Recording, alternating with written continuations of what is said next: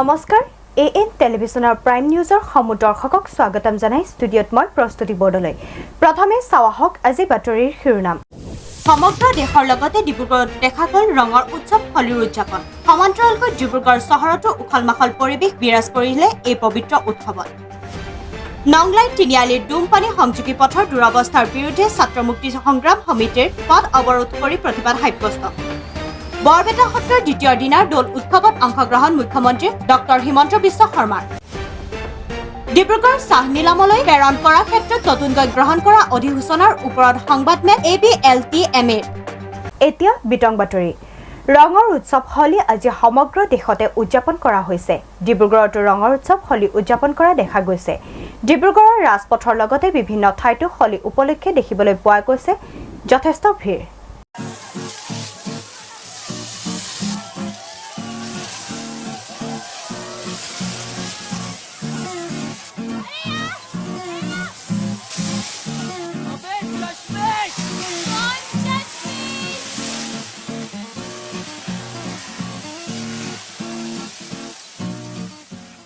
ৰঙৰ উৎসৱ হোলী আজি সমগ্ৰ দেশতে উদযাপন কৰা হৈছে এই উৎসৱে বেয়াৰ ওপৰত ভালৰ জয়ৰ লগতে বসন্তৰ আগমনৰ উদযাপন কৰে এই দিনটোত মানুহে ইজনে সিজনৰ ওপৰত গুলাল বা ৰং লগায়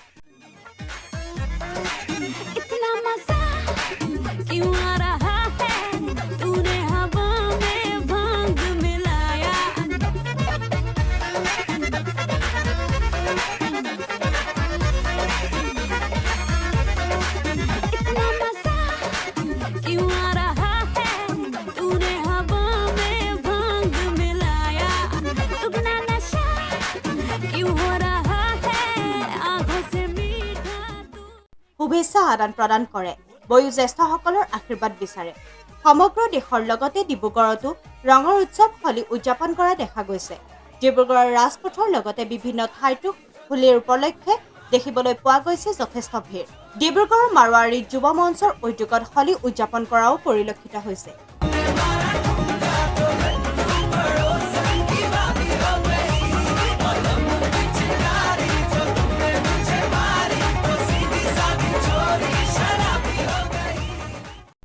সুবোধ পাৰ্চনৰ সহযোগত প্ৰস্তুতি বৰ্ডলৈ ৰিপৰ্ট AN টেলিভিছন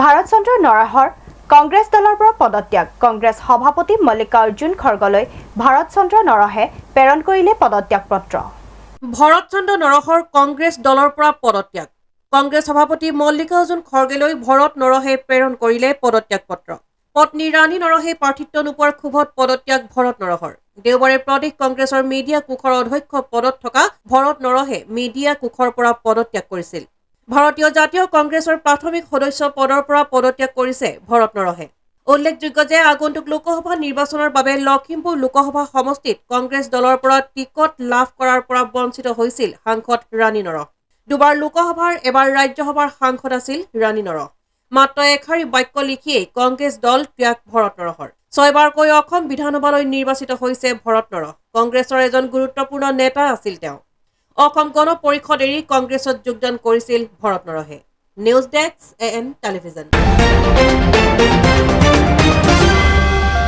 দেশজুৰি হোলীৰ উলহ-মালহৰ মাজতে অযোধ্যা নগৰীত সুদীৰ্ঘ 500 বছৰৰ পাছত আৰম্ভপূৰ্ণভাৱে দেওবাৰৰ পৰা হোলী উদযাপন কৰাৰ বাবে ৰাম মন্দিৰ সুন্দৰভাৱে সজাই তুলিছে মন্দিৰ কৰ্তৃপক্ষই দেশজুৰি হোলীৰ উলহ-মালহৰ মাজতে সুদীৰ্ঘ 500 বছৰৰ পাছত ভগৱান ৰামলালাৰ সৈতে ৰঙৰ উৎসৱ হোলী খেলিবলৈ সমগ্ৰ অযোধ্যাবাসী সাজু হৈছে অযোধ্যা নগৰীত আড়ম্বৰপূৰ্ণভাৱে দেওবাৰৰ পৰা হোলী উদযাপনৰ বাবে মন্দিৰ কৰ্তৃপক্ষই সজাই পৰাই তুলিছে ৰাম মন্দিৰ 22 জানুৱাৰীত অযোধ্যাত ৰাম মন্দিৰ উদ্বোধন হোৱাৰ পাছত ৰাম মন্দিৰত প্ৰথমবাৰৰ বাবে দোল উৎসৱ আয়োজন কৰিছে এই উপলক্ষে প্ৰভু ৰামলালাক প্ৰতিদিনে নতুন পোছাক ফুল নৈবেদ্যৰে সজাই তোলাৰ লগতে 36 প্ৰকাৰৰ ভোগ তৈয়াৰ কৰিছে তাৎপৰ্যপূৰ্ণ যে হোলী উপলক্ষে প্ৰশাসনৰ নিৰ্দেশ অনুসৰি মছজিদসমূহ কলা ত্ৰিপালেৰে ঢাকি দিয়া হৈছে যাতে হোলীৰ ৰং মছজিদৰ বেৰত পৰি অনিষ্ট নহয় অপ্ৰীতিকৰ পৰিস্থিতিৰ সৃষ্টি নহয় নিউজ ডেস্ক AN টেলিভিছন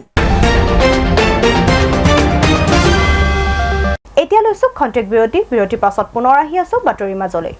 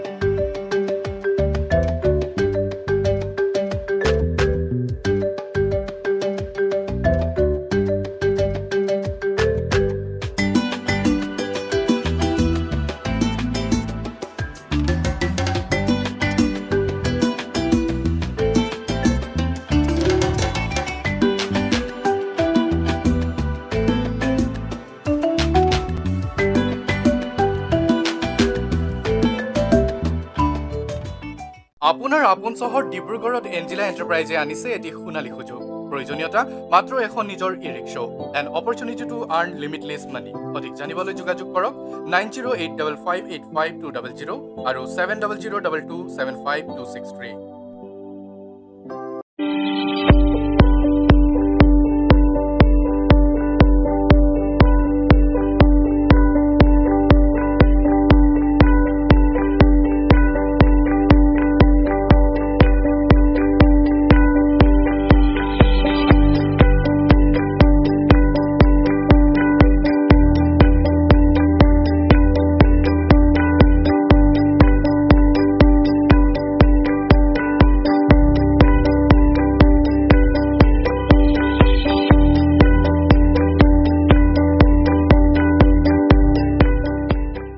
পুনৰ আহিছোঁ বাতৰিৰ মাজলৈ।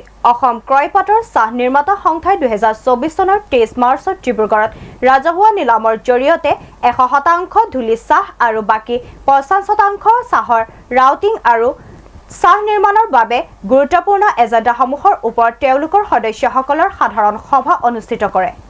অসম ক্ৰয়পাতৰ চাহ নিৰ্মাতা সন্থাই 2024 চনৰ 23 মাৰ্চত ডিব্ৰুগড়ত ৰাজহুৱা নিলামৰ জৰিয়তে 100% ধুলি চাহ আৰু বাকী 50% চাহৰ ৰাউটিং আৰু চাহ নিৰ্মাণৰ বাবে গুৰুত্বপূৰ্ণ এজেণ্ডাসমূহৰ ওপৰত তেওঁলোকৰ সদস্যসকলৰ সাধাৰণ সভা অনুষ্ঠিত কৰে। সভাত 110টাতকৈও অধিক চাহ কাৰখানাৰ প্ৰতিনিধি আছিল আৰু সূতাৰে আলোচনাৰ অন্তত সন্থাৰ অধ্যক্ষ চান গোহাঁই আৰু সন্থাৰ উপদেষ্টা দেবেন সিঙে সংবাদমেল অনুষ্ঠিত কৰে।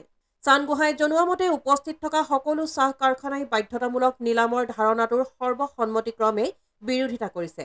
ভাৰতীয় চাহ বোৰ্ডে অৱগত কৰা বৰ্তমানৰ মূল্য ভাগ বতৰা সূত্ৰৰ প্ৰতি লক্ষ্য ৰাখি ক্ষুদ্ৰ চাহ খেতিয়কৰ বাবেও অধিক মূল্য উপলব্ধি কৰাত সহায় কৰিছে। দেবেন সিঙে কয় যে ক্ষুদ্ৰ খেতিয়কৰ বাগিচাত সকলো ৰাসায়নিক পদাৰ্থ কীটনাশক ব্যৱহাৰ কৰা হয় আৰু কোনো BLF-তে ৰাসায়নিক প্ৰস্তুতি ব্যৱহাৰ কৰা নহয় উৎপাদন প্ৰক্ৰিয়াৰ সময়ত। বৰ্তমান সেউজীয়া চাহপাতৰ প্ৰতি লক্ষ্য ৰাখি উপস্থিত সদস্যসকলে সৰ্বসন্মতিক্ৰমে 2024 চনৰ 1 এপ্ৰিলৰ পৰা উৎপাদনৰ কাৰ্যকলাপ বন্ধ কৰিব বিচাৰিছিল। দেবেন সিঙে আৰু জনায় যে উপস্থিত সদস্যসকলে সংঘক তেওঁলোকৰ লিখিত প্ৰতিশ্ৰুতি দিছে চান গোহাঁইক। বিষয়টোত উপযুক্ত সিদ্ধান্ত ল'বলৈ কৰ্তৃত্ব প্ৰদান কৰিছে। এইটো আমাৰ এছ'চিয়েশ্যনে কেতিয়া ছাপোৰ্ট নকৰে আৰু এইটো কাৰণে মেইনলি আমাৰ মানে অকশ্যনত যাবলৈ অকণমান অসুবিধা। বাকী যিবিলাক আমাৰ অকশ্যনৰ ইনএডিকুৱেচিজ প্ৰব্লেম প্ৰেক্টিকেল সেইখিনি আমি চব আগবঢ়াই দিছোঁ চেয়াৰমেনলৈ, তেওঁক মানে বুজাই দিছোঁ, সেইটো তেওঁলোকে বুজিব। ফুড ছেফটিৰ কাৰণে যিটো মানে ধৰক নৰ্মছ আছে, এতিয়া বৰ্তমান যিটো নৰ্মছ আছে সেই নৰ্মছৰ মতে আমাৰ চেয়াৰমেন ডাঙৰীয়া যিটো ক'লে যে চিষ্টা বুলি এটা মানে অৰ্গেনাইজেশ্যন আছে, confederation of Indian small tea grower association. তেওঁলোকে মানে তেখেতৰ যিজন প্ৰেচিডেণ্ট শ্ৰী বিজয় গোপাল চক্ৰৱৰ্তীজী, তেওঁ মিটিঙত জুম মিটিঙত তেওঁ উপস্থিত আছিল। তেখেত মিটিঙত মানে নিজৰ বক্তব্য দিছে। তেওঁ কৈছে যে মানে তেওঁলোকে এটা পৰ্যায় চলাইছে যে গ্ৰীণ লিফটো মানে যাতে ছেফ টি কেম্পেইন কৰিছে, যাতে মানে গ্ৰীণ লিফটো ছেফ হওক। কিন্তু তেওঁ লগতে সেইটোও কৈছে যে আমি 100% আমাৰ কেঁচা পাতত যে কেমিকেল পেষ্টিচাইড টি বোৰ্ডে বেন কৰি দিয়া যে নাথাকিব, সেইটো কাৰণে আমাক সময় লাগিব। আমি মানে চেয়াৰমেন টি বোৰ্ডক ক'লোঁ যে সেই ইণ্টাৰভিনিং পিৰিয়ডত তেওঁলোকে সময়টো কৈ দিয়া নাই কিমান সময় লাগিব। আমি ক'লোঁ এই ইণ্টাৰভিনিং পিৰিয়ডত আমি যিটো কেঁচা পাত সংগ্ৰহ কৰি পেলাই শুকান পাত বনাম। আমিতো গম পাওঁৱে যে সেইটো মানে ধৰক আপোনাৰ নন কমপ্লায়েণ্ট কেঁচা পাত হয়, য'ত মানে পেষ্টিচাইড কেমিকেল আছে। তেওঁ এগ্ৰি কৰিছে, বিজয় গোপাল চক্ৰৱৰ্তী এডমিট কৰিছে। সেইটোৰ পৰা আমি মানে ধৰক কমপ্লায়েণ্ট ফুড ছেফটি নৰ্মছৰ অনুযায়ী আমি চাহটো কেনেকৈ বনাই দিয়াৰ পাছত আমি যদি আমাৰ চাহটো ফেইল হয়, তেতিয়াহ'লে মানে ধৰক আমি ক্ষুদ্ৰ খেতিয়কৰ পৰা পইচাটো কেনেকৈ ৰিকভাৰ কৰিম তাৰ মেকানিজিমটো টিবোৰ্ডে কৈ দিয়ক বা চিষ্টা যিজন মানে প্ৰেচিডেণ্ট আছে তেওঁ কৈ দিয়ক। সেইটোৰ ওপৰত কোনো আমাক মানে ক্লিয়াৰ কাট কৈ দিয়া নাই। দ্বিতীয় কথাটো হ'ল কি যে যিটো চাহ আমাৰ ফেইল হ'ব, সেইটোতো ফুড ছেফটি আইনৰ যোগেদি আমি ৰিকল কৰিব লাগে। ৰিকল কৰাৰ পাছত আমি ডিষ্ট্ৰয় কৰিব লাগে। সেই ডিষ্ট্ৰয় কৰোঁতে যিটো মানে বটলি ফেক্টৰী যদি লোকচান হ'ল, সেইটো কোনে মানে মেকআপ কৰিব। তৃতীয় কথাটো হ'ল মষ্ট ইম্পৰ্টেণ্ট, আমাৰ এছ'চিয়েশ্যনে এটা সিদ্ধান্ত লৈ আমাৰ গোটেই মেম্বাৰবিলাকক মানে অৱগত কৰাইছে green leaf testing. As a responsible organisation আমি চব মেম্বাৰক কৈছোঁ যে প্ৰতিটো মেম্বাৰ যিটো গ্ৰীণ লিফ বাহিৰৰ পৰা আহিছে এইটো টেষ্টিং কৰিব লাগে। টেষ্টিঙৰ কাৰণে মানে কলিকতা এটা এজেঞ্চি নিৰ্ধাৰিত কৰা হৈছে। তেখেতলৈ মানে যিটো গ্ৰীণ লিফ চেম্পল আছে সেইটো লৈ প্ৰেৰণ কৰিব লাগে। তাত বেন কেমিকেল আছে নে নাই সেইটোতো আমি গম পাব লাগিব। আমি মুখেৰে কৈ থাকিলেতো নহ'ব যে তাত বেন কেমিকেল আছে, সেইটো কেমিকেলৰ পৰা মানে নন কমপ্লায়েণ্ট হয়, মানে আপোনাৰ গ্ৰীণ লিফ নন কমপ্লায়েণ্ট হয়। সেইখনৰ কাৰণে আমি এটা চব আমাৰ যিমান মেম্বাৰ আছে চবকে কৈছোঁ এজ ৰেছপনচিবল এণ্টাৰপ্ৰিনাৰ্ছ, এজ ৰেছপনচিবল ইণ্ডাষ্ট্ৰিয়েলিষ্ট চবে নিজৰ নিজৰ গ্ৰীণ লিফ যিটো গ্ৰহণ কৰিছে একচেপ্ট কৰিছে চবে টেষ্ট কৰাব লাগে। আৰু বৰ্তমান যিটো গ্ৰীণ লিফৰ পৰা চাহ বনাইছে সেই চাহো টেষ্ট কৰিব লাগে।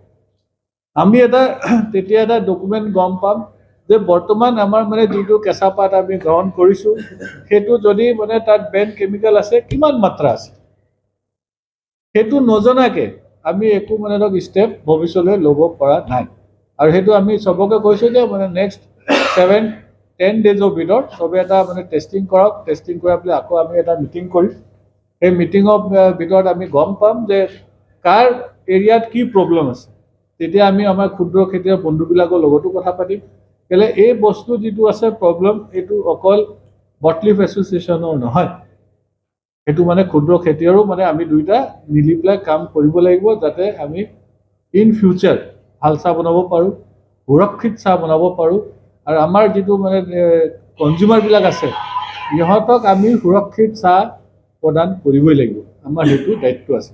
সেই দায়িত্বটো নিৰ্বহণ কৰিবৰ কাৰণে আমি বটলিফ এছ'চিয়েশ্যন হিচাপত আমাৰ মেম্বাৰবিলাকক অৱগত কৰাইছোঁ। আৰু আগন্তুক দিনত মই আশাবাদী যে আমি ক্ষুদ্ৰ খেতিয়ক বন্ধুবিলাকৰ লগত মিলি পেলাই যিটো প্ৰব্লেম আছে আমি প্ৰতিটো প্ৰব্লেমৰ সমাধানটো কিবা এটা ওলাম। আইনুলৰ সহযোগত জয় ইছলামৰ ৰিপৰ্ট AN টেলিভিজন। বৰপেটা সত্ৰত দৌল উৎসৱৰ আজি দ্বিতীয়টো দিন। এই দিনটোত বৰপেটা সত্ৰৰ দৌল উৎসৱত অংশগ্ৰহণ কৰে মুখ্যমন্ত্ৰী ডক্টৰ হিমন্ত বিশ্ব শৰ্মাই। আধ্যাত্মিক উত্তেজনা আৰু পৰম্পৰাগত ৰীতি নীতিৰে অনুৰণন ঘটাই আজি বৰপেটা সত্ৰত ভোৰদৌলৰ উজ্জ্বল উদযাপন অব্যাহত থাকে। শ্ৰীকৃষ্ণৰ প্ৰতি উৎসৰ্গিত দৌল উৎসৱৰ দ্বিতীয় দিন উপলক্ষে মহাপুৰুষ শ্ৰীমন্ত শংকৰদেৱৰ বিশিষ্ট শিষ্য মহাপুৰুষ শ্ৰী শ্ৰী মাধৱদেৱে প্ৰতিষ্ঠা কৰা পূজনীয় সত্ৰত ভক্তসকলে সমবেত হয়। মুখ্যমন্ত্ৰী ডক্টৰ হিমন্ত বিশ্ব শৰ্মা বৰপেটা সত্ৰত উপস্থিত হৈ ভক্তসকলে তেওঁক উষ্ম আদৰণি জনায়। তেওঁৰ এই ভ্ৰমণে অনুষ্ঠানটোৰ সাংস্কৃতিক তাৎপৰ্য আলোকপাত কৰাৰ লগতে অসমৰ চহকী ঐতিহ্য সংৰক্ষণৰ বাবে চৰকাৰৰ দায়বদ্ধতাত পুনৰ দৃঢ় কৰি তুলিছে। তদুপৰি মুখ্যমন্ত্ৰী ডক্টৰ হিমন্ত বিশ্ব শৰ্মাই অসমৰ সাংস্কৃতিক উৎসাহ আৰু উদ্যমেৰে আঁকোৱালি লৈ বৰ্ণিল হলিগীতৰ পৰিৱেশনত লিপ্ত হৈ উৎসৱত অংশগ্ৰহণ কৰে। বৰপেটা লোকসভা সমষ্টিৰ প্ৰাৰ্থী ফণীভূষণ চৌধুৰীৰ সৈতে মুখ্যমন্ত্ৰীৰ এই ভ্ৰমণে বৰপেটাৰ দৌল মহোৎসৱত অংশগ্ৰহণ কৰা দেখা গৈছে। News desk AN television. দেওবাৰে আমগুৰিৰ নামতিত গেছ পৰিবাহী পাইপ ফুটি গেছ নিৰ্গত হোৱা ঘটনাই ৰাজ্যৰ মাজত আতংকময় পৰিৱেশৰ সৃষ্টি কৰে। ঘটনাস্থলীত নামতিৰ আৰক্ষী উপস্থিত হৈ ঘটনাৰ তদন্ত অব্যাহত ৰাখিছে। আমগুৰিৰ নামতিত দেওবাৰে নিশা সংঘটিত হয় এক ভয়ংকৰ দুৰ্ঘটনা। নামতিৰ মাইগুৰি চেতিয়া গাঁৱত গেছ পৰিবাহী পাইপ ফুটি গেছ নিৰ্গত হয়। ঘটনাক কেন্দ্ৰ কৰি সৃষ্টি হয় ৰাজ্যৰ মাজত আতংকময় পৰিৱেশৰ। নামতিৰ মাইগুৰি চেতিয়া গাঁৱত কেইজনমান যুৱকে জেচিবিৰে মাটি খন্দাৰ ফলত আকস্মিকভাৱে গেছ পৰিবাহী পাইপ ফুটি নিৰ্গত হয়। স্থানীয় দুজনমান সচেতন ব্যক্তিয়ে লগে লগে অগ্নি নিৰ্বাপক বাহিনীক খবৰ দিয়ে। 3খনকৈ অগ্নি নিৰ্বাপক বাহিনীৰ দল আহি নিৰ্গত হোৱা গেছ নিয়ন্ত্ৰণ কৰিবলৈ সক্ষম হয়। ফলত এক ভয়ংকৰ বিপদৰ পৰা কথমপি ৰক্ষা পৰে বৃহত্তৰ নামতি অঞ্চলটো। ঘটনাস্থলীত নামতিৰ আৰক্ষী উপস্থিত হৈ ঘটনাৰ তদন্ত অব্যাহত ৰাখিছে। মোৰ সন্মুখতে ঘটনাটো ঘটিছে। মই ওলাই আহিছিলোঁ ঘৰৰ পৰা আদ্য চাধ্যলৈ মই ওলাই আহিছিলোঁ গধূলি আহোঁতে। তেতিয়া মানে জেচিবিখনে মানে পাইপডালত জোৰছে খান্দিছে। খান্দোতে এটা ডাঙৰ শব্দ হৈছে। শব্দ হোৱাৰ ফলত বহুত গেছ মানে নিৰ্গত হৈছে আৰু আমাৰ গোটেই চাৰিওফালে প্ৰদূষণ হৈ গৈছে। সেয়ে মোৰ অলপ ভয়ো খাইছোঁ, যথেষ্ট ভয়ো খাইছোঁ। আৰু যদি তাৰ পৰিৱেশ যদি আমাৰ জুই কেনেবাকৈ জুই লাগিলেহেঁতেন আমাৰ গাঁওখন সম্পূৰ্ণভাৱে শেষ হৈ গ'লহেঁতেন। বহুত জোৰকৈ আমাৰ মানে গেছটো নিৰ্গত হৈ আছিলে, যাৰ কাৰণে আমি অগ্নি নিৰ্বাপক বাহিনী আৰু পুলিচক খবৰ দিব লগা হ'ল। তেওঁলোক আহিলে, এতিয়া কণ্ট্ৰল হৈছে। ক'ৰবাত প্ৰায় 7:30 বজাত এইটো এখন জেচিবি লগাই আছিলে এই পথাৰতে। ইয়াত মানে জেচিবিয়ে খান্দি থাকোঁতে ওচৰৰ কিনাৰজা গেছ পৰিবাহী পাইপডাল ফাটি গ'ল। তাৰমানে মাটি খান্দি আছিলে গেছ JCB। গোটেই গাঁৱৰ লগতে নামতি অঞ্চলৰ বৃহত্তৰ নামতি অঞ্চলৰ মানে দিগদাৰ হ'লহেঁতেন মানে। Bureau' report AN television. দেওবাৰে মুখ্যমন্ত্ৰী ডক্টৰ হিমন্ত বিশ্ব শৰ্মাৰ মিত্ৰদল অসম গণ পৰিষদৰ মুখ্য কাৰ্যালয়ত উপস্থিত হৈ এক অনুষ্ঠানত অগপৰ কেন্দ্ৰীয় নেতৃত্বই মুখ্যমন্ত্ৰীগৰাকীক ৰূপান্তৰ খনিকৰ আখ্যা দিয়ে। লোকসভা নিৰ্বাচনৰ প্ৰাক মুহূৰ্তত দেওবাৰে মিত্ৰদল অসম গণ পৰিষদৰ মুখ্য কাৰ্যালয়ত উপস্থিত হয় বিজেপিৰ মিত্ৰজোঁট চৰকাৰৰ মুখ্যমন্ত্ৰী ডক্টৰ হিমন্ত বিশ্ব শৰ্মা। মুখ্যমন্ত্ৰীৰ দায়িত্ব গ্ৰহণ কৰাৰ পাছত এয়া মুখ্যমন্ত্ৰীগৰাকীৰ অসম গণ পৰিষদৰ কাৰ্যালয়ত তৃতীয়টো পদাৰ্পণ।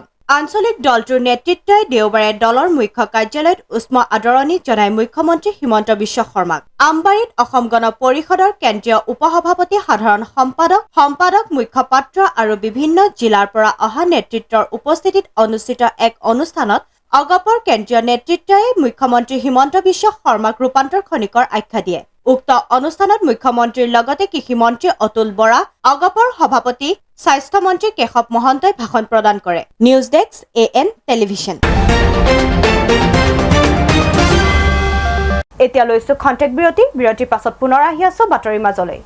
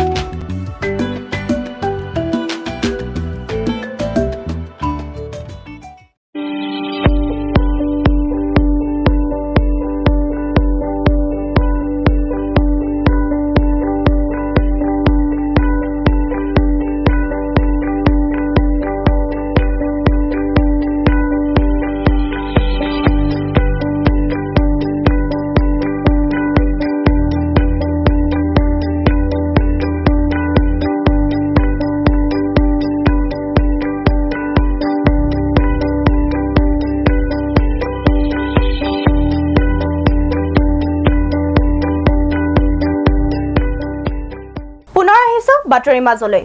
হোলীৰ আনন্দ উল্লাহৰ মাজতে যোৰহাটত অঘটন। ভোগদৈ নদীত সন্ধানহীন যোৰহাট অভিযান্ত্ৰিক মহাবিদ্যালয়ৰ অৰ্ণৱ কল্লোল বৰা নামৰ এজন ছাত্ৰ।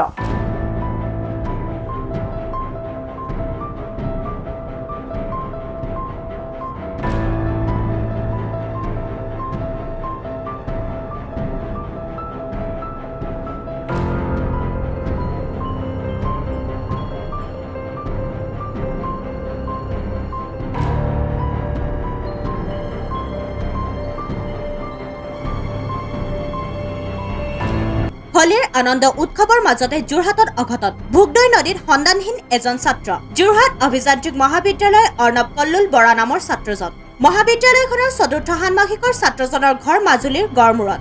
অভিযান্ত্ৰিক মহাবিদ্যালয়খনৰ বহু ছাত্ৰ নদীত গা ধুবলৈ গৈছিল। জেচিবিৰে নদীৰ বুকুত খান্দি থোৱা গাঁতত সোমাই যোৱাৰ সন্দেহ। ছাত্ৰজনক বিচাৰি SDRFৰ নদীত অভিযান।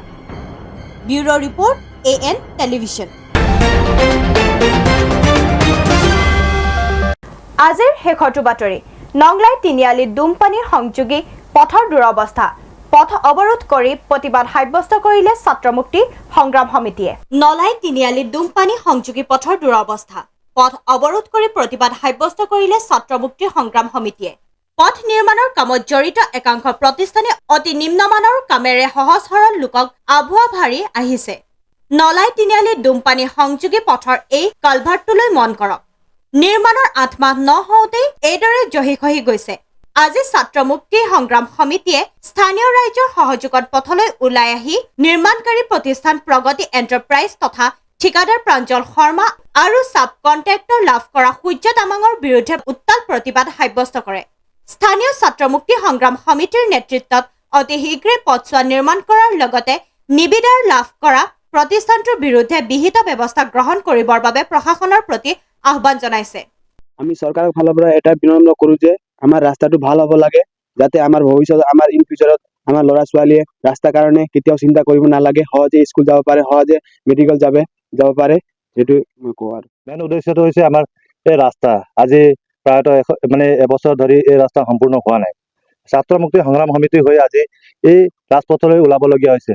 যদি অনাগত দিনত যদি এই কামটো সম্পূৰ্ণৰূপে নেম অফ কণ্ট্ৰেক্টৰ যেনেকৈ প্ৰগতি এণ্টাৰপ্ৰাইজ, তেওঁৰ প্ৰাঞ্জল শৰ্মা আৰু এজন ছাব কণ্ট্ৰেক্টৰ আছে আমাৰ তামাং উপাধি নামৰ এজন, এই সিহঁতৰ যিটো আমাৰ এই ৰাস্তাটো সম্পূৰ্ণ আজিলৈকে কৰি নিদিয়াৰ বাবে আজি ৰাজপথলৈ ওলাই আহিবলগীয়া হৈছে।